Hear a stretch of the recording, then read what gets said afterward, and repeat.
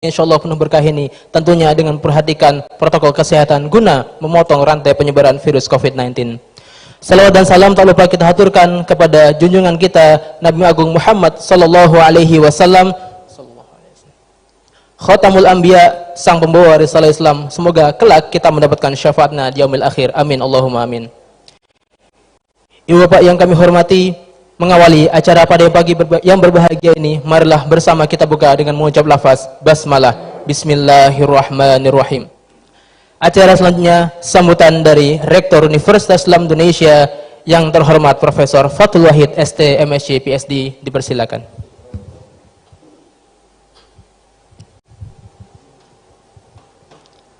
Assalamualaikum warahmatullahi wabarakatuh. Alhamdulillahil akram alladzi 'allama bil qalam 'allamal insana ma lam ya'lam. Wassalatu wassalamu ala sayyidina Muhammadin khatamil anbiya wal mursalin khairil anam wa ala alihi wa ashabihi wa man tabi'ahum ila yaumil qiyamati 'ala dawam. Rabbi shrah li sadri wa yassir li amri wahlul 'uqdatam min lisani yafqahu qawli. Yang saya hormati Al Mukarram Gus Baha Kiai Haji Bahuddin Nur Salim, kawan-kawan saya, wakil rektor, direktur, kepala badan, sekretaris eksekutif, dan warga UI. Alhamdulillah hari ini kita dipertemukan oleh Allah dalam majelis ilmu yang insya Allah berkah, melanjutkan majelis yang terpotong karena pandemi COVID-19. Hadirin yang dihormati Allah, pada awal abad 17, seorang ilmuwan Galileo Galilei menggunakan teropong pada tahun 1609, dan teropong itu baru ditemukan 1608 oleh penemu dari Belanda. Yang menarik adalah meskipun teropong tersebut baru mempunyai pembesaran 3 kali lipat, Galileo bisa melihat bulan, dan setelah itu paham bahwa bulan itu bukan bundar sempurna seperti yang selama itu dibayangkan. Karena bulan ternyata punya gunung, punya jurang dan lain-lain. Mengapa?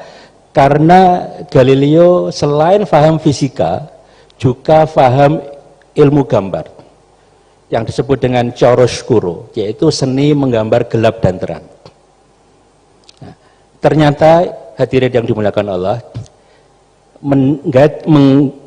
mengkaji sesuatu yang luas dan dalam itu bisa menemukan hal-hal yang mengandung kejutan. Nah, saya membayangkan dan saya menikmati selama ini kajian Gus Baha seperti itu.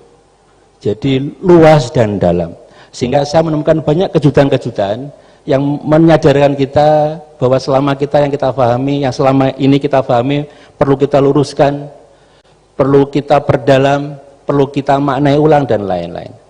Nah, sehingga nampaknya pesan Gus Baha yang selama ini saya dengar untuk banyak membaca, banyak menghadiri majelis ilmu sangat valid. Sehingga kedalaman dan keluasan ilmu itu bisa membimbing kita, membekali kita untuk menghubungkan titik-titik yang tadinya tersebar dan dimanai untuk kebermanfaatan yang lebih besar. Sekali lagi terima kasih pada Gus Baha yang sudah berkenan. Saya masih punya hutang untuk sowan ke Rembang yang kemarin, mohon maaf tidak bisa ke sana. Mudah-mudahan ini akan membuka kembali majelis ilmu yang sudah beberapa saat kita putus, dan mudah-mudahan bisa langgeng untuk seterusnya untuk kebermanfaatan yang lebih besar lagi. Kurangnya mohon maaf. Wassalamualaikum warahmatullahi wabarakatuh. Disampaikan terima kasih. Selanjutnya marilah kita simak dengan sesama tausiah dan pengajian dari Kiai Haji Bahuddin Nur Salim dengan tema ngaji bareng Gus Baha. Kepadanya kami persilahkan.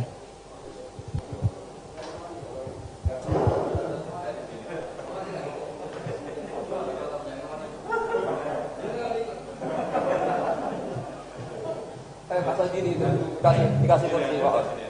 Enggak, ikut di sini. Enggak, harus ikut. Wajib.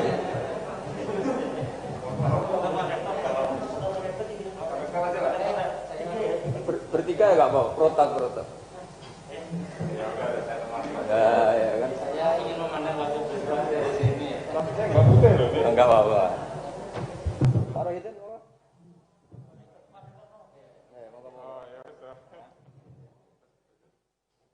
Kanan aja kanan. Oh iya. Pasal ini. Ini ditunda aja.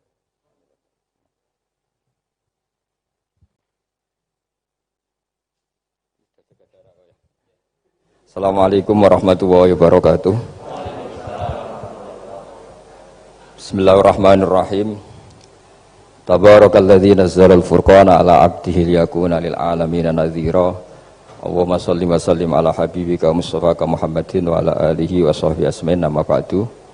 Yang sangat kita hormati bersama ini ada Bapak Rektor, ada Bapak On, Bapak Rohidin, semua wakil rektor, semua yang ada di sini dan semua muhibbin, semua pecinta ngaji yang saya hormati. Meneruskan ngaji yang sempat tertunda sudah beberapa kali. Saya memang termasuk orang yang sangat menekuni ilmu seperti yang dikatakan Pak Fathul Wahid lagi. Dikatakan lagi berkali-kali bahwa memang penelitian itu saya berkali-kali bilang tidak harus orang-orang pinter banget sebetulnya, karena perangkat yang disediakan Allah ini juga menyediakan untuk orang-orang bodoh, dan itu hikmah terbesar dari Islam. Jadi Islam ini bisa difahami orang pinter juga oleh orang-orang yang nggak pinter. Saya punya kenangan tentang ilmu astronomi. Kita belajar falak itu jelimet, Pak Fathul Wahid, jelimet sekali. Ketika ada perdebatan misalnya awal Ramadan itu Ahad sama Senin, saya lagi misalnya Ahad, Minggu sama Senin. Karena kita ini di pesantren kalau bilang Minggu itu kadang dilarang, harus bilang Ahad. Apalagi kiainya Pak Fathul Wahid di Kudus, Kiai Turehan itu fanatik, itu nggak boleh orang bilang Minggu, harus bilang Ahad. Yang lucu itu ada seorang kiai yang sangat fanatik terhadap Islam, itu nggak mau kalendernya ditulis kenaikan wafat Isa Al-Masih, karena keyakinan umat Islam bukan Isa yang wafat tapi Sibeh Isa. Itu di kalender Kudus kan wafatnya dalam kurung Sibeh Isa ya, yang menyerupai Isa. Jadi saking fanatiknya tetap menulis sesuai keyakinan. Saya teruskan. Orang kadang bilang begini, cara orang yang tidak mendalami ilmu, sama-sama kiai, sama-sama ormas Islam kok beda awal Ramadan, sehingga jadi debat Ahad atau Minggu sama Senin.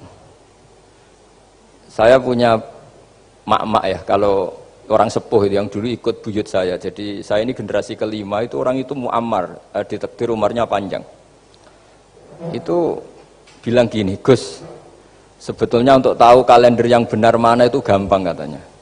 Cari tanggal 15. Nanti kelihatan siapa yang salah. Ternyata betul.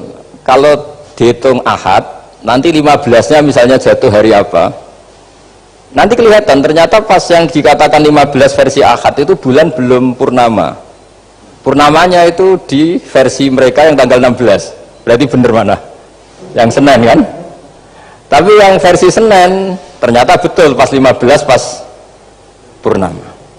Artinya apa? Allah menyediakan perangkat untuk menguji Senin apa Ahad dengan cara awam, yaitu nunggu tanggal 15.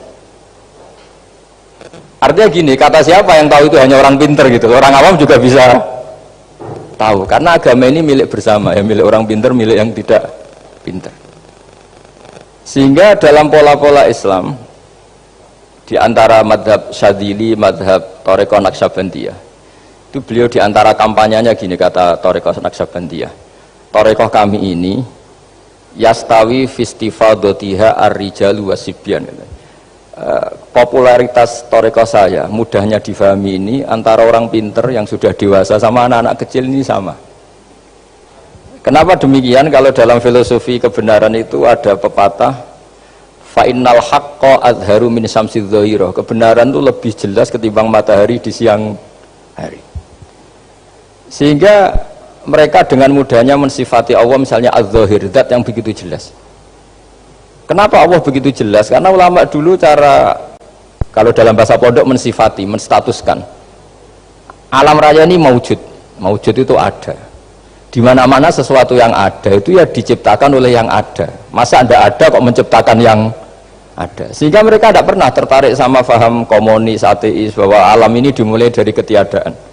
Pertanyaannya adalah bagaimana sesuatu yang tiada menyebabkan yang ada. Sehingga ulama dulu pinter, sifat wajib itu apa? Wujud. Karena alam raya ini kadung wujud, kadung maujudat, maka Allah harus wujud.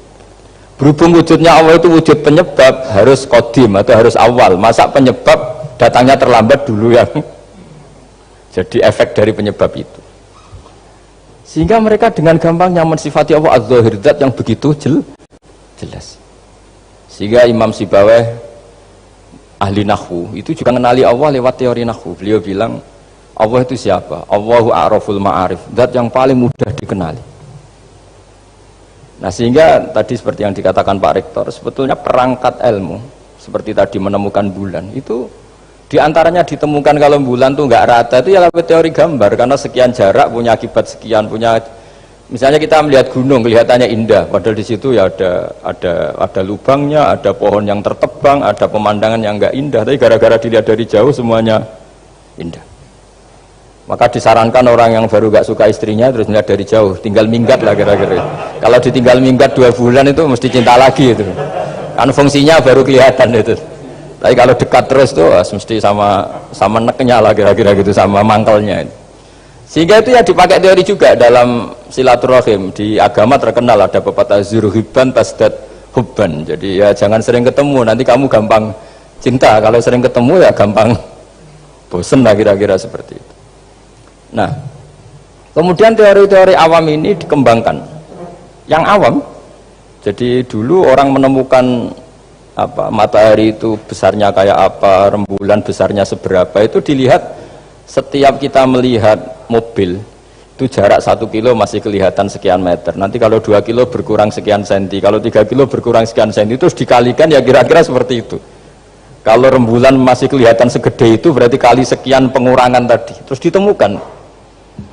Makanya kita Pak Fathul Wahid yang di pesantren yang memang serius ngaji, itu di situ ada ilmu falak, itu ditemukan sebelum ada teknologi.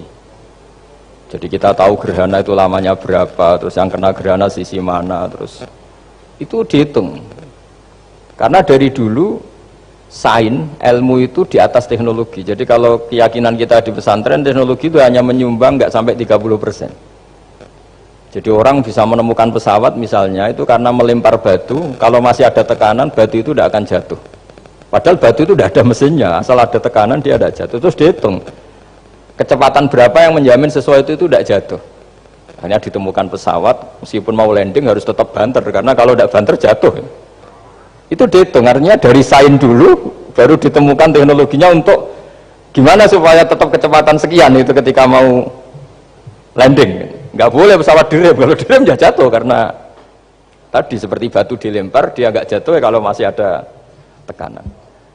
Sehingga instrumen itu ditemukan juga di bab tauhid. Saya punya kitab namanya Hasyiatut Turmusi, dikarang ulama top Indonesia namanya Syekh Mahfud At-Turmusi. Itu beliau cerita Imam Al-Amudi itu ulama top, tapi dia itu unik, tiap ngajar santrinya itu ngajar matematika, ngajar ilmu eksak.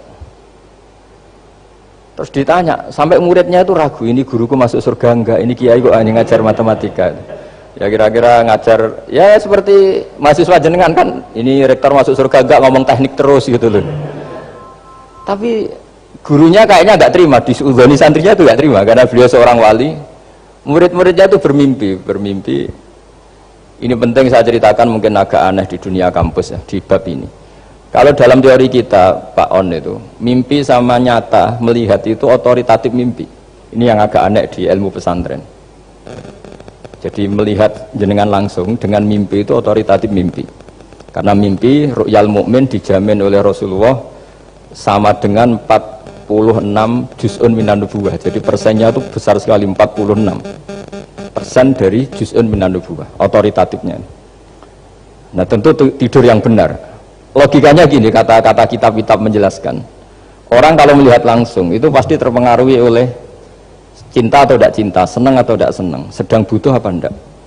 Jadi kalau saya sedang butuh dengan Pak Rektor itu melihatnya dengan penuh harapan. Jadi kalau saya sakit mau mati itu senang lihat dokter karena ini harapan, Rektor nggak ngefek gitu kan gitu. Tapi kalau saya politikus ngelihat ketua partai itu lebih respect ketimbang melihat dokter. Jadi gara-gara banyak kepentingan ini melihat itu nggak pernah jujur itu, nggak pernah jujur. Jadi kebodohan manusia justru karena melihat itu kalau dalam teori kitab. Makanya kalau dalam teori pesantren itu kebalik, anna sunyamun wa idza matu intabahu. Manusia itu hakikatnya tidur, baru setelah mati bangun. Misalnya kita di dunia nganggap uang itu penting, harta itu penting, jabatan penting. Setelah kita mati ternyata yang paling penting itu hanya sujud. Karena kamu itu kenangan ketemu Allah terbaik itu sujud. Yang kita anggap penting di dunia semuanya tidak penting. Yang kita anggap sepele kayak sholat ternyata itu super penting. Tapi sadar itu nunggu nanti di akhirat. Ya saya ini termasuk syukur yang sadar sebelum sampai akhirat. Jadi termasuk orang yang beruntung gitu. Nah, kenapa mimpi itu begitu penting? Karena tadi ketika orang tidur itu off semua, sistem sarafnya, sistem apanya. Yang ada hanya pengendalian Tuhan. Karena dia tidak bisa mengendalikan dirinya sendiri. Apalagi kalau tidurnya benar ya tentu pakai wudhu, terus pakai doa-doa, terus menghadap kayak mayit itulah, standar mayit itu menghadap ke kiblat kayak posisi mayit itu. Sehingga dia ada intervensi pada dirinya sendiri, ya tidak punya keinginan dari dirinya sendiri. Kamu kan nggak bisa ingin wah tidur ingin ketemu wanita cantik kan tidak bisa nentukan gitu. Akhirnya ya benar-benar hanya milik Allah. Apalagi kalau kita bacanya benar, terus pikirannya benar. Makanya uniknya dalam Islam adalah doa mau tidur dengan wiridan setelah sholat itu ajarannya Nabi banyak mau tidur. Wiridan subhanallah 33, alhamdulillah 33, wabar 33 dan disempurnakan seterusnya itu ijazah Nabi kepada Sayyidah Fatimah itu untuk mau apa? Tidur. Bismika wada'tu jambi wa bismika arfa'u sampai doanya panjang. Allahumma aljatu zuhri ilaika, panjang sekali doa mau tidur. Saya yakin jenengan tidak hafal dan tidak. Paling ya bismika wada'tu jambi apa? Bismika Allahumma ahyawamu. Itu sebagian ustadz bilang itu doa ngaji katanya. Oh, itu. Ada seorang ustadz saking mangkelnya, ibu sudah baca doa ngaji belum? Tak juara bismika Allahumma ahya bismika wa'amu. Wah itu kan doa mau tidur Pak Ustadz. Iya biasanya kalau ngaji tidur. Jadi doa itu kalau itu doa mau. Akhirnya mimpi itu penting karena di situ manusia nggak punya nafsu, nggak punya keinginan, sehingga yang ada itu kata Nabi itu ada sittatun wa arba'una juz'an minan nubuwah. Sehingga dulu itu mimpi itu jadi sarana betul. Kita tahu kan cerita orang-orang dulu, Fir'aun itu kurang jahatnya, kurang kelirunya. Dia mimpi ada api dari Bani Israel yang membakar kerajaannya. Dan semua pentawilnya sepakat itu maksudnya Anda akan dihabisin kerajaan Anda oleh bayi dari Bani Israel. Begitu juga raja zaman Nabi Yusuf itu mimpi kalau ngalami ada 7 sapi yang gendut dimakan oleh 7 sapi yang kurus. Jadi mimpi itu sarana bahkan dari orang kafir. Karena ya tadi yang preman ya nggak ada premannya, yang soleh ya nggak ada solehnya, semua dikendalikan oleh Allah Ta'ala pas tidur. Sehingga tidur ini menurut agama lebih otoritatif asal dengan tidur yang benar. Jangan tidur sambil ngerokok terus terbangun karena ininya kena itu. Nah cerita-cerita unik begini kalau tidak orang pesantren itu tidak tahu, karena ini memang khas pembalikan satu fakta yang diyakini orang banyak. Sehingga ulama dulu itu cerita, ini saya teruskan, Imam Amudi itu akhirnya murid-muridnya mimpi di situ tanya, Pak Ustadz, Anda masuk surga enggak ketika hidupnya hanya nerangkan matematika? Oh iya, saya bahkan enggak sekedar di surga. Malaikat dikumpulin Allah untuk mendengarkan presentasi saya ngajar matematika. Jadi kata dia cerita, Allah bilang gini ke malaikat, hei para malaikatku, kenapa kamu iman sama saya? Ya karena saya melihat engkau ya Allah, melihat kekuasaan engkau. Tapi imannya orang ini itu melebihi iman kamu. Wah ya tidak bisa, saya melihat engkau langsung, ini tidak melihat engkau langsung, kenapa begitu yakin seperti yakin kita? Oh iya. Terus Imam Amudi, silahkan ajari matematika. Imam Amudi mulai ngajari matematika. Terus beliau ngajarinya sederhana. Angka 2, 3 sampai ribuan sampai jutaan itu bin nisbat ilal wahid nisbatun wahidah, yaitu nisbatul far'i ilal asli.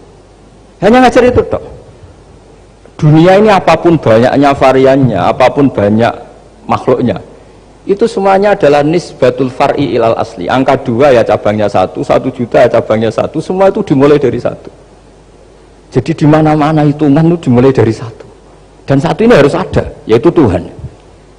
Matematika akhirnya malaikat, wah keren juga maksudnya. Keren juga maksudnya.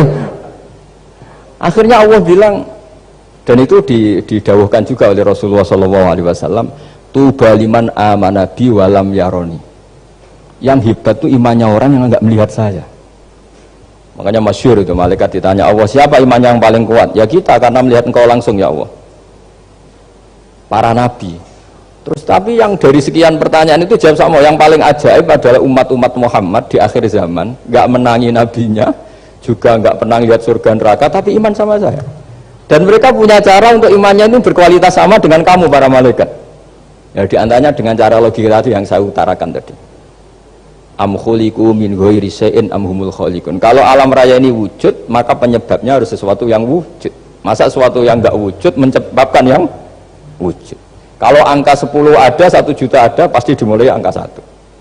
Makanya nisbatus naini wal arba'ah ila ma la nihayatalaha, itu semuanya nisbatul far'i ilal asli. Semua angka berapapun jumlahnya itu binisbat ilal wahid adalah nisbatul far'i ilal asli. Itu cara-cara.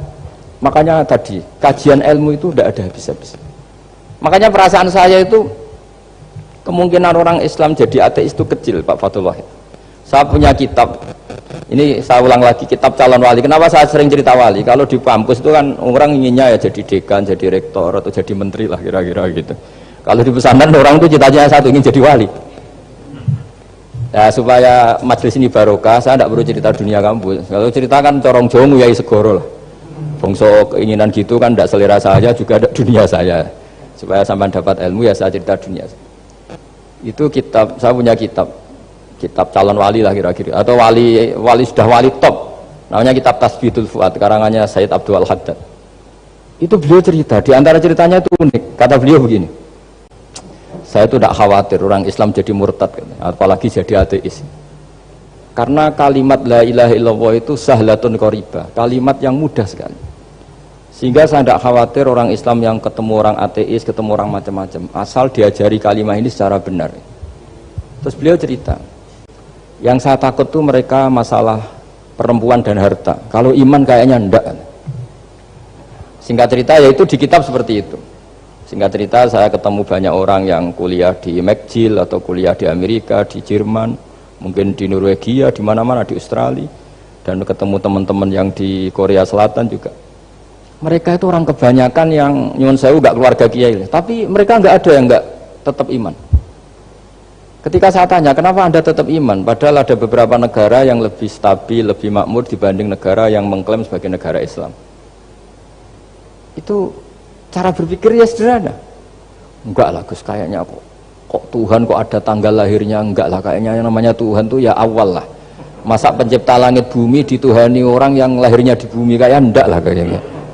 Jadi ya berpikir sederhana. Padahal ya kurang ajarnya Masya Allah. Anak ini ya dugem ya macam-macam, tapi kalau ditanya disuruh yang lain nggak mau dia. Enggak lah, kayaknya yang benar tetap Islam. Karena kalimat ini, yaitu tadi eksistensi Tuhan, tadi eksistensi Allah itu, la ilaha illallah itu kalimatun sahlah, kalimatun qoribah, kalimah yang begitu mudah difahami.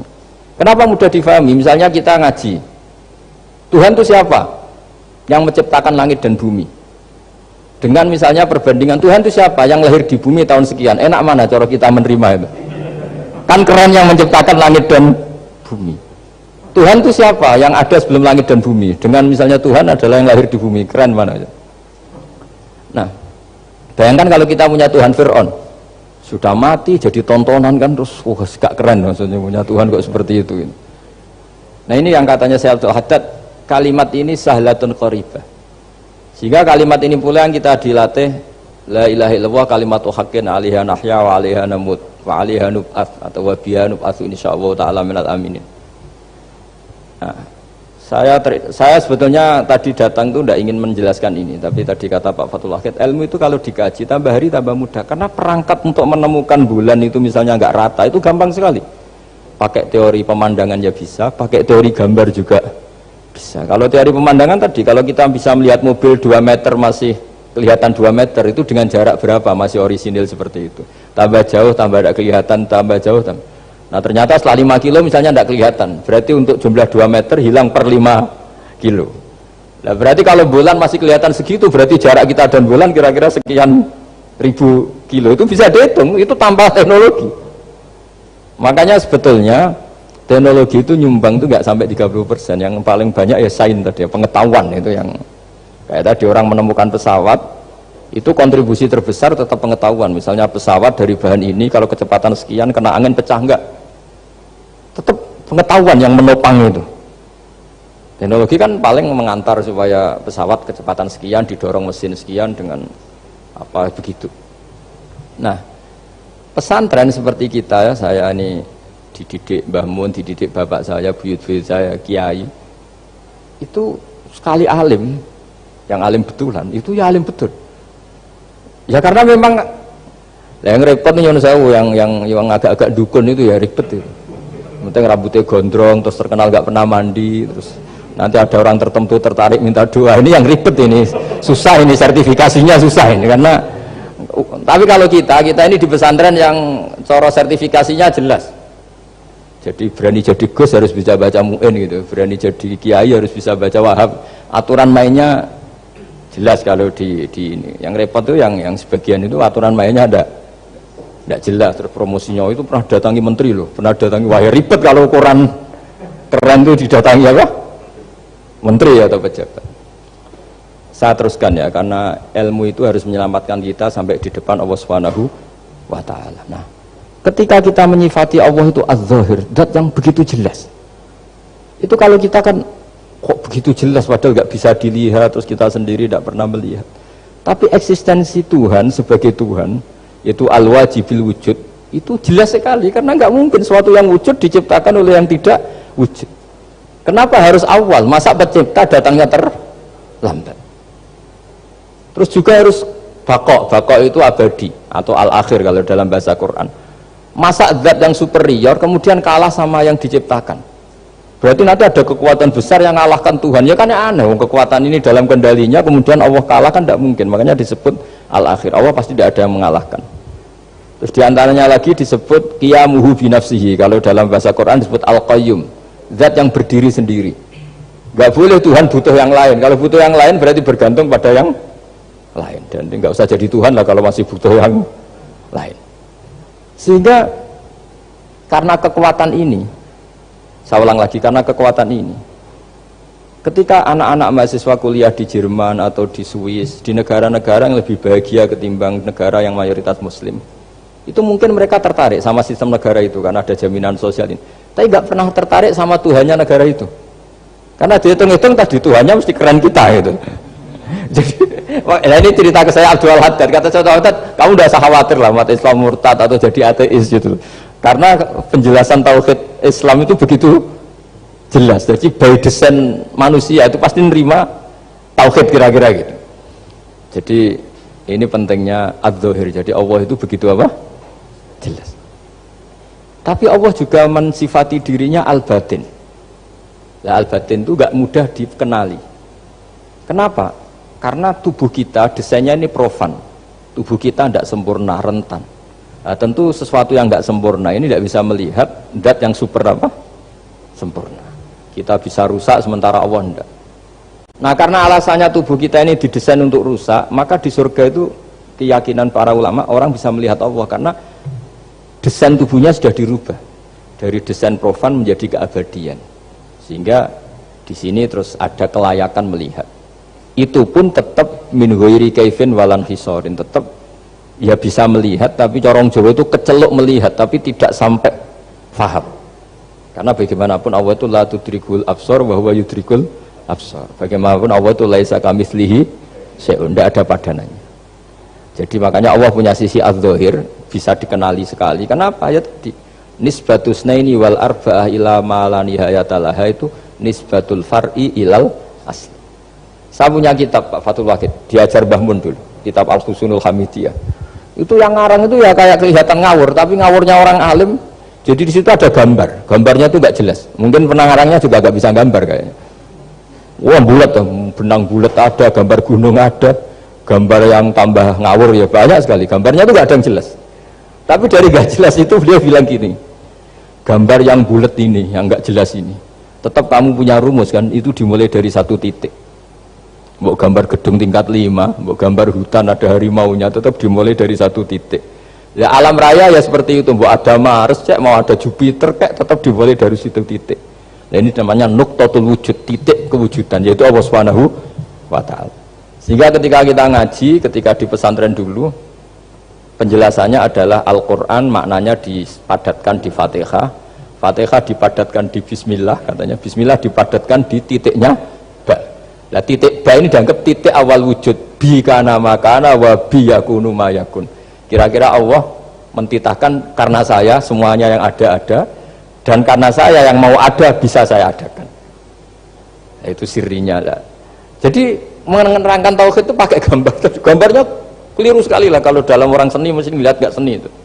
Karena dia gak butuh gambarnya, butuh mau menjelaskan buat dunia sebanyak ini, buat alam raya sebanyak ini tetap dimulai dari satu titik. Nah, sehingga di sini ada tauhid, qul huwallahu ahad, Allahus samad, dan seterusnya. Nah, saya mohon lewat penjelasan ini ya, baik orang yang ahli teknik maupun ahli medis, ahli apa saja, tolong latihlah memberi penjelasan yang mudah, sehingga agama ini mudah dicerna. Sehingga kalau ini dijelaskan cara mudah, beragama itu jadi gampang. Makanya ciri utama agamanya orang-orang baik itu satu, man radiya billahi robba. Radiya itu seneng banget. Kenapa seneng banget? Karena memang agama ini nyaman, indah. Jadi datang dengan kebenaran yang mudah dicerna. Coba kalau agama ini datang dengan cara misalnya gini, kamu harus menuhankan ini, dan kita tahu itu lahirnya di bumi, kan ada yang ganjel. Kok Tuhan sama buminya dulu, buminya ini gimana ini? Kan pusing. Bu Anda profesor nggak bisa jawab itu. Tapi kalau Tuhan itu adalah yang ada sebelum langit dan bumi, kan ya iyalah, masa Tuhan terlambat datangnya, kan terus enak itu menerimanya itu. Makanya diantara kekalahan Fir'aun berdebat, ya Nabi Musa ya Nabi lah, juga proses ya. Nabi Musa ketika ditanya Fir'aun, wama Rabbul Alamin, Tuhan kamu itu siapa? Jawabnya Nabi Musa, Rabbus samawati wal ardi, yang menuhani langit dan bumi. Itu Fir'aun masih bisa ngeles. Saya jalan-jalan kemana-mana, yang dituhankan saya, berarti yang Tuhan ya saya dong. Ma'alim tulakum min ilahin apa? Ghairi, kata Fir'aun. Soal Tuhan kamu di langit, begini kata Fir'aun. Haman dipanggil, Haman bikinkan piramida yang paling tinggi, saya ingin melihat Tuhannya Musa. Musa bingung kan? Padahal kalau naik piramida nanti Fir'aun pun tidak bisa melihat Allah kan? Wong yang Nabi yang kiai aja nggak bisa melihat, apalagi Fir'aun. Padahal celakanya ketika dia tidak melihat Allah, dia akan mengatakan Allah itu tidak ada, ribet kan? Itu penjelasan tentang Tuhan yang sebetulnya sudah absolut lah. Rabbus samawati wal ardi, Tuhannya langit dan bumi. Tapi itu nggak ngefek, di perdebatan nggak ngefek. Yang ngefek adalah ketika Musa bilang gini, Rabbukum wa rabbu abaikumul awwalin, sing nuhani buyutem. Wah kaget pengawal-pengawalnya langsung doiman meskipun secara siron, secara rahasia.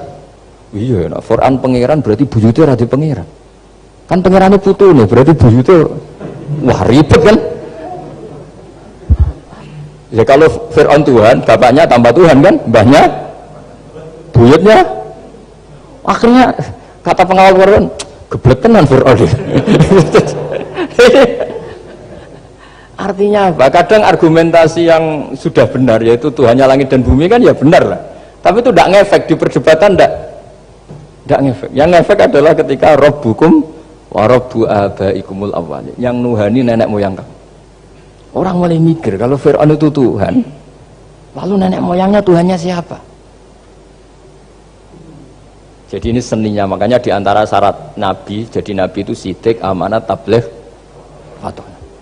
Fatona itu ada kecerdasan. Dulu Nabi ya sering dibully, jangan kira Nabi itu nggak sering dibully, sering juga Pak Rektor. Jadi ada unta itu kena kudis. Kudis itu ya jenis penyakit menular lah.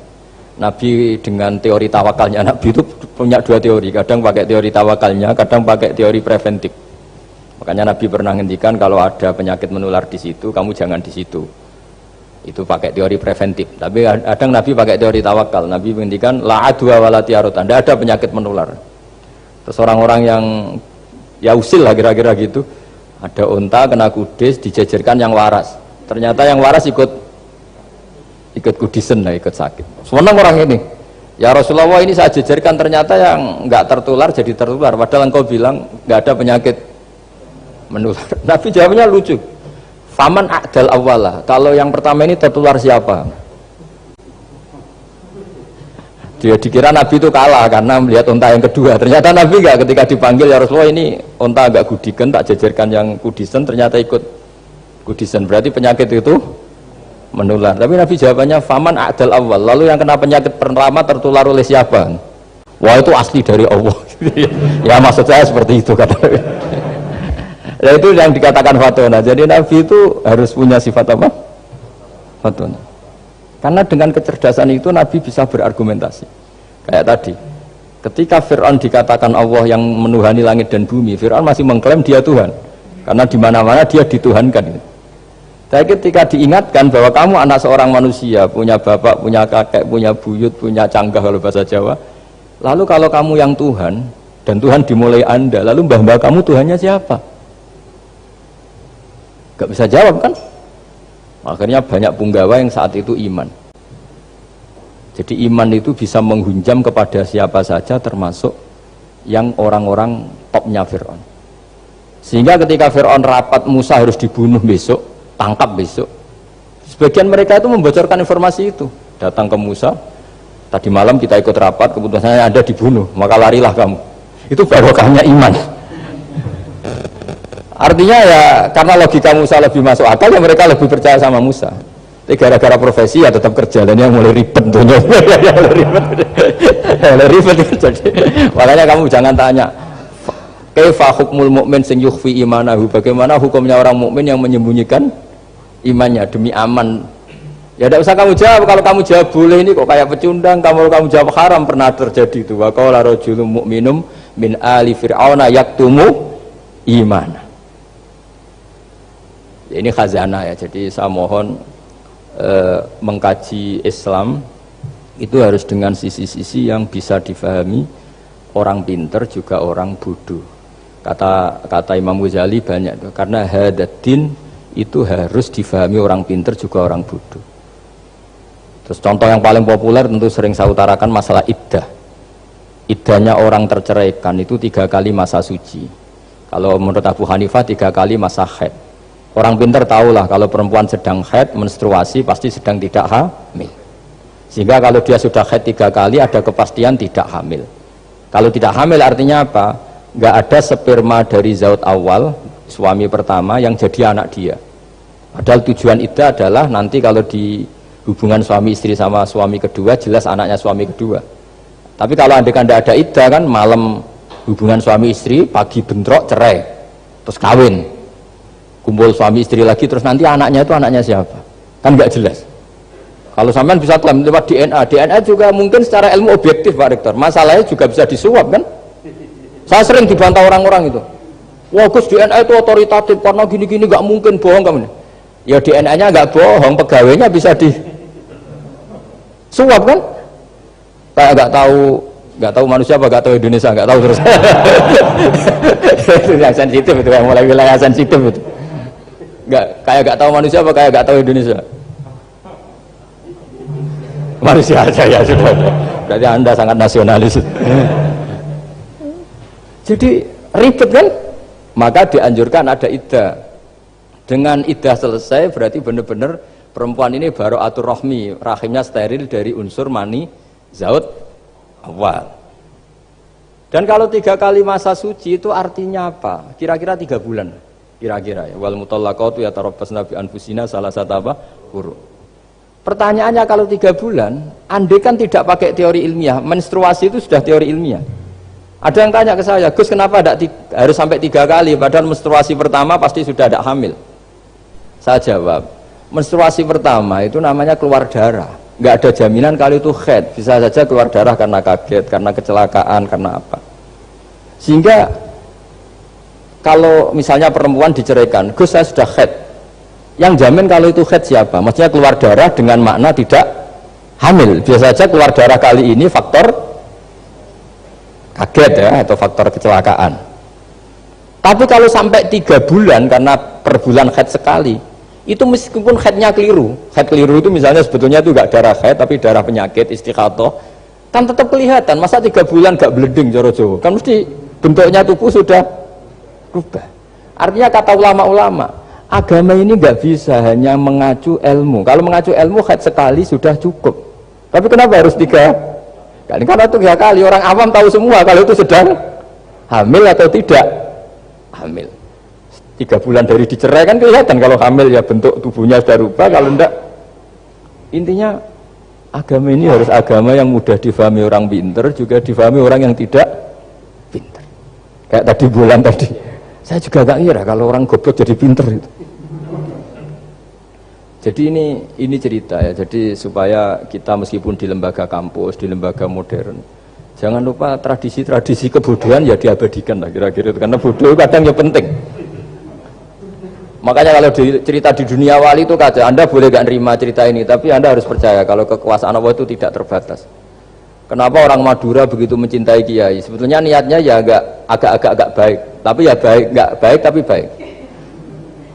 Ada santri itu Madura, dia saking percaya sama kiai itu ya khidmah, bikin teh, masakan kiai, mijitin kiai, pokoknya waktunya diberikan semua untuk kiai. Dan dia nggak pernah ikut ujian, apalagi ujian kelulusan disertasi dokter nggak pernah dia. Kalau sekolah nggak pernah ikut ujian. Sudah ya saya ridho jadi orang bodoh, sementing ikut jenengan. Suatu saat orang ini mati, kiainya tuh pusing, waduh mati. Nah, ini di dalam alam mimpi itu, kamu boleh gak percaya, nggak wajib percaya memang. Ini kan ada akidah, jadi tidak wajib percaya. Ditanya sama malaikat, Marabbuka, Tuhan kamu siapa? Jawabannya lucu, malaikat kamu itu gimana? Di mana-mana tanya ya sama orang pinter, orang bodoh kok kamu tanya? Pusing kan malaikatnya. Di mana-mana namanya tanya, itu ya sama orang pinter, masa orang bodoh ditanya? Yang bener aja kamu. Makanya bodoh ini ya senjata, makanya ini kita kalau pinter ya alhamdulillah, kalau bodoh ya alhamdulillah. Karena bodoh itu penting. Kalau negara ini tidak makmur, yang disalahkan mesti para rektor. Gunanya apa ada rektor kalau nggak solusi bagi bangsa ini? Orang bodoh pasti nggak disalahkan kan? Nanti kalau ada hisab, kenapa Indonesia carut marut? Yang dipanggil Allah itu menteri, rektor, pasti itu. Apa kontribusi Anda sebagai orang pinter, sebagai profesor, sebagai orang bodoh aman? Santai, nggak kena panggilan kan? Karena ada harus bertanggung jawab. Akhirnya terus malaikat tanya, lalu yang pinter siapa? Yang di atas itu, kiainya yang nalkin itu, yang di atas itu. Walhasil kiainya itu karena wali itu denger, ya cung bodoh kok terus nganti wis mati. bodoh kok kamu bawa sampai mati. Jadi kadang orang bodoh itu ya pinter tadi, malaikat tuh kamu tuh gimana? Di mana-mana tanya itu ya sama orang pinter. Orang bodoh kok kamu tanya? Ya ribet kan kalau sudah ketemu seperti itu. Nah, Nabi juga sering ngalami dialek sama orang bodoh. Kadang Nabi yang ngalah, kadang logikanya orang bodoh itu lebih gampang. Itu ada orang pencari dop itu semacam kayak biawak ya. Tapi tidak biawak, kayak semacam biawak. Itu ketemu Nabi, kamu tahu kalau saya ini Rasulullah? Tidak tahu ya. Ya kamu harus iman kalau saya ini Rasulullah. Hatta yu'mina laka hadad dab. Ya kalau hewan ini iman sama kamu ya saya iman. Ribet kan ukurannya itu. Waduh, untung Nabi betul. Terus Nabi tanya, Dok, kamu tahu kalau saya Rasulullah? Terus Dobnya saat itu bisa bicara, asyhadu annaka Rasulullah, terus baru iman.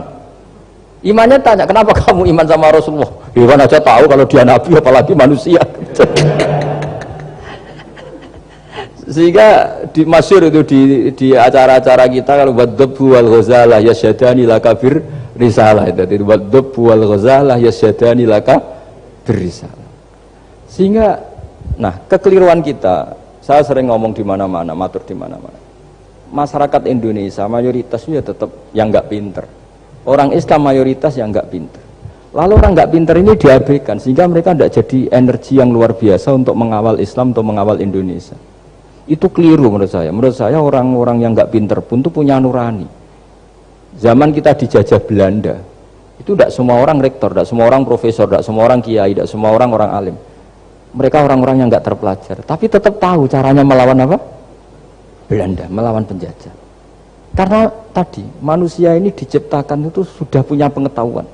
Seperti mukadimah yang dibaca Pak Rektor, Iqra wa rabbukal akram alladzi 'allama bil qalam 'allamal insana ma lam ya'lam. Jadi bawaan manusia itu akan tahu untuk sesuatu yang perlu diketahui meskipun dia orang bodoh. Saya ulang lagi, meskipun mereka orang apa? Orang bodoh. Nah, di sini ini Islam datang yastawi fistifadatiha fistifadati syariah ar-rijalu wasibyan, bahwa ukuran kebenaran itu adalah siapapun mudah tahu. Bahwa angka 2, angka 3, angka 5 itu adalah far'ul wahid, cabang dari angka 1. Fal aslu huwal wahid, yang asli adalah angka 1. Dan 1 ini harus 1. 0, itu ditemukan untuk setelah ada angka 1, jangan keliru kamu. Tanpa ada angka 1 tidak ada 0, 0 ada gunanya kalau ada 01. Misalnya ada orang bilang, tapi kan ada 0,5, tetap saja harus ada angka 1, nggak bisa. Kamu bayangkan 0,5 kan karena ada 1. Artinya apa? Kamu bilang separuh dari 1. Tapi itu pun karena sudah ditemukan aljabar. Makanya kalau dalam matematika Arab, mungkin di sini banyak orang eksak. Kalau matematika Arab itu mudah sekali, Pak. Orang Arab itu nggak mau bilang 2,5. Misalnya zakatnya tijarah itu 2,5. Itu kan kalau kita zaman SD kan garap porogabit. Itu orang Arab nggak mau. Saya pernah cepet-cepetan garap matematika, yang ahli matematika sama saya itu cepet saya. Karena saya pakai matematika bodoh. Justru itu gampang. Kalau orang Arab cara berpikir gini, kalau bilang 2,5 itu rubu'ul usur. Apa? Rubu'ul usur. Dari rubu'ul usur gini, 1/4 dari 1/10. Jadi misalnya 100 1/10-nya berapa? 10. Setelah 10 1/4-nya berapa? 2,5. Jadi bertahap, rubu'ul usur. Sehingga misalnya gede, 1 juta kan angkanya nolnya kan 6. Kalau kamu porogabit 2,5 kan kuweselen dia porogabit. Kalau orang Arab gampang, 1 juta 1/10-nya berapa? 100. 1/4-nya 25. Berarti 2,5-nya 1 juta 25.000. Orang Arab bilangnya rubu'ul usur. 1/4 dari 1/10. Jadi di 1/10-kan dulu baru di 1/4. Jadi lebih cepat. Sampai pakarnya tanya, Gus kok bisa gini? Wah, aku anak kiai ngawur. Saya ini, makanya banyak orang pesantren itu pintar matematika. Sebetulnya matematika yang model, ya sebenarnya kayak agak model bodoh itu. Tapi itu gampang, orang awam gampang. Kalau kita kan enggak, misalnya zakatnya zuru, zakatnya tanaman itu 1/10 atau 1/20. Kalau orang Arab enggak mau 1/10 atau 1/20. Berarti kalau 100 ton atau 100 pintal berarti berapa? 10 atau 5 kan? 1/10-nya 100 berapa? 10. Kalau 1/20-nya 5. Kalau hitung-hitungan di fikih zakat orang modern kan 1/10 atau 1/20. Kalau orang Arab nggak mau bilang gitu. Zakatnya zuru itu al-usur 1/10. Berarti per 100 ton misalnya 10. Atau nisful usur, separuh dari 1/10. Jadi nggak mau bilang 1/20. Usur atau nisful usur. Gampang mana coba? Ya kan, usurnya kan 10. Kalau nisful usur 5 atau 1/20. Daripada gawe porogabit, wah seruat. Jadi kita ini yang kelihatan goblok matematikanya ya pinter juga gitu. Meskipun ya tetap goblok karena ada nekuni gitu. Sehingga di pondok itu ya dulu diajarkan faraid, falak itu ya gampang sekali karena memang hitungan Arab itu. Kalau bilang 2/3 itu sulusani apa? Jadi 6. 2/3-nya 6 berapa? 6 sulusnya berapa? Sepertiganya 2. Nah, sepertiga itu sepertiga 2 kali. Berarti berapa? 4. Ya, 6 itu 2/3-nya kan Pokoknya bahasa Arabnya sulusan. Kalau orang terjemahnya berapa? Kalau orang 2 kali sepertiga, Pak. 2/3. Sulusan itu 2/3. Nah, itu kalau orang Arab bilang nggak 2/3, sulusani. Sepertiga 2 kali. Jadi 6 di sepertiga dulu 2. Nah 2 itu 2 kali. Berarti berapa? 4. Jadi itu. Nah Quran itu ya kira-kira gitu. Jadi kelihatannya goblok, tapi itu pinter itu. Yang porogabit kelihatannya pinter, tapi tidak pinter. Ukuran orang pinter yang mempermudah yang sulit. Jangan mempersulit yang mudah kan itu. Makanya saya bilang ini yang pinter yang mana. Nah, saya kembali lagi ke tadi. Jadi agama ini datang dengan sebegitu mudah. Sampai matematika yang katanya sulit, itu matematika Islam itu mudah sekali. Karena tadi, misalnya kalau 1 miliar zakatnya 2,5% berapa? Kan pusing kan? Tapi kalau kamu pakai teori rubul usur 1 miliar, usurnya 100 juta. Seperempatnya 25 juta. Berarti per 1 miliar. Gampang mana coba sama ngomong itu? Nanti ada yang nyeleduk gampang kalkulator Gus. Ya ribet lagi kan kalau kalkulatornya pas hilang. Atau pas dipakai anaknya belajar daring, ribet kan HP-nya. Jadi ini cerita ya. Jadi seperti yang kita katakan Pak Rekro tadi, sebetulnya ciri utama ilmuwan atau ulama atau profesor atau doktor itu usahakanlah yang mudah itu, yang sulit itu menjadi apa? Mudah. Yuridu wa bikumul yusra wa la yuridu bikumul usra. Sehingga kata Imam Alamudi, dia menjadi wali besar itu justru karena belajar tauhid. Yang dari belajar matematika tadi, dari matematika dia tahu bahwa angka berapapun jumlahnya itu binisbat ilal wahid, itu semuanya nisbatul far'i ilal asli. Semua itu cabang dari satu. Alam ini kayak apa besarnya, apa Mars, ada Jupiter, tetap semuanya nisbatnya ke Allah adalah nisbatul far'i ilal asli. Semua itu diciptakan oleh pokok yang satu, yaitu Allah Subhanahu wa ta'ala. Saya kira demikian. Assalamualaikum warahmatullahi wabarakatuh. Disampaikan terima kasih, jazakumullahu khairan. Yang kami hormati, acara selanjutnya adalah sesi tanya jawab. Di sini kami akan membuka 3 penanya, baik dari daring maupun luring. Namun di sini saya akan mohon izin Ustaz, ada titipan dari dosen UI, namun saya sampaikan di akhir nanti. Akan kami buka 2 penanya dari daring dan 1 dari luring. Mungkin dari Bapak ada yang ingin bertanya? 1, 2, oh baik.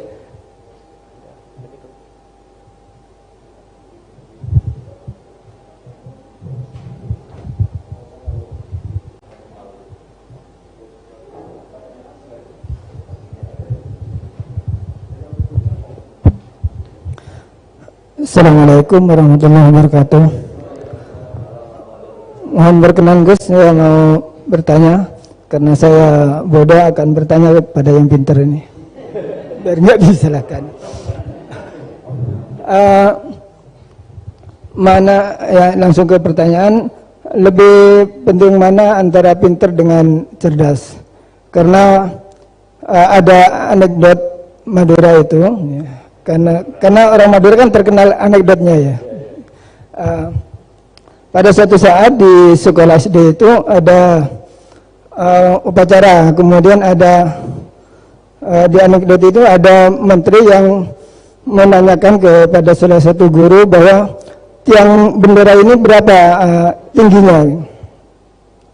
Oleh seorang guru itu manggil murid untuk naik ke tiang bendera itu untuk mengukur tingginya tiang bendera itu. Kemudian sama seorang pejabat itu ditegur, kenapa susah-susah dinaikin tiang bendera itu? Enggak ditidurkan aja biar tidak mengundang bahaya. Dijawab oleh seorang guru tadi, loh tadi Bapak kan menanyakan tingginya tiang bendera. Kalau ditidurkan itu bukan tingginya, tapi panjangnya. Nah, itu kan panjangnya bukan tingginya. Jadi kalau menanyakan tingginya maka harus dinaikkan dulu, diukur ke atas. Nah itu terkait dengan anekdot itu, saya bertanya itu ya penting mana atau lebih utama mana antara pintar dengan cerdas. Terima kasih Gus. Ini karena pertanyaannya anekdot, saya jawabnya juga anekdot. Itu Kalau kita di pesantren itu gudangnya, itu kan biasanya korbannya orang Madura, tuh kasihan juga sama orang Madura. Itu kalau mereka ketangkep polisi ditanya, sudah tahu ini pelanggaran, tahu Pak? Kenapa tetap melanggar? Gak tahu Bapak di situ sih. Jadi itu kan cerminan pikiran kita semua. Kalau nggak melanggar itu bukan karena takut aturan, takut ketangkep polisi. Sudah tahu kalau pelanggaran, tahu Pak? Kenapa melanggar? Nggak tahu Bapak di situ. Ribet kan? Nah, tapi sebetulnya jawaban dari pertanyaan jenengan itu ya sebenarnya Anda pasti tahu lah. Ini kan antara cerdas dan pinter itu mungkin ya pinter itu ya cerdas, cerdas ya pinter. Yang jelas mengetahui sesuatu yang semestinya itu ya kecerdasan, dan mengetahui itu ya namanya pinter gitu. Cuma tadi yang menterinya memang tanyanya ketinggian, di mana-mana yang bentuk tinggi itu ya begini gitu kan. Kalau begini orang sudah bilang bentuk panjang gitu. Jadi ya dalam hal ini ya pinter dan cerdas anak SD tadi yang naik tadi. Karena ya tetap dia memang benar-benar mengukur ketinggian itu, bukan kedataran. Nanti lama-lama ini bukan panjang Pak, tiduran. Tapi itu memang di beberapa dunia wali itu dunia yang memanfaatkan kepintaran dan kecerdasan. Misalnya banyak wali yang ibadahnya itu biasa. Ditanya, kenapa kamu ibadahnya biasa? Loh, Allah itu enggak diuntungkan oleh ibadah saya. Ya sudah, saya ibadah standar saja lah yang wajib-wajib. Makanya di dunia wali itu lebih ngeri guyonannya. Ada seorang wali doa di multazam, ya Allah ampuni dosa saya, ampuni, dan ini tempat mustajab, saya berdoa supaya saya tidak dosa lagi. Itu jawabannya unik. Kalau orang tidak dosa, sifat ghafur saya nganggur nanti. Jadi saya ini ghafur itu pemaaf. Kalau nggak ada yang salah, lalu ini gimana ini? Nggak ada objeknya lah kira-kira gitu. Jadi hubungan wali dengan Tuhan dulu itu ya asik, karena ya memang agama ini datang dengan keasikan. Makanya disebut halawatal iman. Halawah itu nyaman, indah. Makanya Nabi itu kalau mensifati sholat, wa qurratu aini fi sholat, nyaman saya ketika sholat, karena Allah itu jamil, Allah itu indah, sehingga ya nyaman. Lalu saya itu kalau mikir mati itu Pak Rektor itu ya takut kadang-kadang, wah dikubur terus ditinggalkan gitu, ribet kan. Tapi kalau setelah saya ngenangen, dulu ketika saya janin di perut ibu ya nggak tahu cara hidup, ternyata saya hidup dengan cara yang saya nggak tahu. Wong bisnis agak bisa, kerja agak bisa. Kamu ketika jadi janin kan sudah ada nyawanya, sudah hidup. Kamu bisa ngelola hidup kamu di situ? Tidak bisa kan? Ternyata bisa hidup. Makanya Allah mengingatkan, wa id antum ajinnatun fi butuni ummahatikum. Kalau kamu janggal hidup kamu di kuburan, apa kamu tidak pernah hidup di kuburan? Yaitu ketika kita masih janin di perut ibu. Kalau ibu kamu senang renang, ribet kan, sudah dalam perut, orangnya renang lagi. Udah gitu. Kadang-kadang ibu kamu sembrono, sudah ada janin masih goreng-goreng. Kalau kepeletian gimana itu? Tapi Allah tahu cara ngelola kehidupan kita zaman masih apa? Janin. Ya kita hidup, ya ada bayi yang gendut, bahkan sampai disesar karena saking gendutnya. Wah itu bayi tauhidnya tinggi, sudah tahu kalau yang ngurusi Allah. Dapat saja dia sampai gendut. Ya artinya kalau sudah lihat itu ya sudahlah.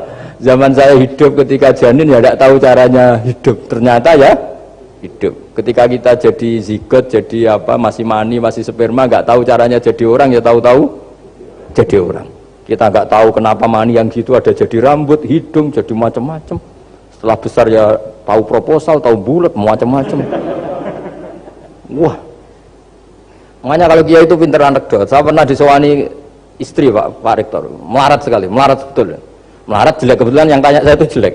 Wah beneran ya kata saya. Istri perempuan, Gus suami saya itu miskin Gus, doain kaya Gus, supaya hidup saya itu enak. Terus tak guyonin. Nanti kalau suami kami kaya, pertama yang dievaluasi rumah Gus ganti, ya rumah diganti, mobil diganti, lama-lama yang diganti kamu. Karena apa? Rumah sudah bagus, mobil sudah bagus, yang tidak bagus itu kamu. Pasti diganti, tak jamin kata saya.